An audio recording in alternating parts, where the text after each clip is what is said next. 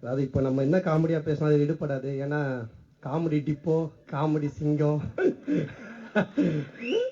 அது பேசிட்டு இருக்கும்போது வாப்பா ரெஸ்ட் ரூம் போயிட்டு வரலாம் அப்படின்னாரு. என்ன மேடை நாகரிகம், ஆடா வாப்பா மேடையாவது அது போயிட்டு வரலான்ற. இவருங்க பேசுறத பார்த்தா ஒண்ணுக்கு போயிட்டு டிஃபன்லாம் ஆர்டர் பண்ணும் போல அப்படின்னு.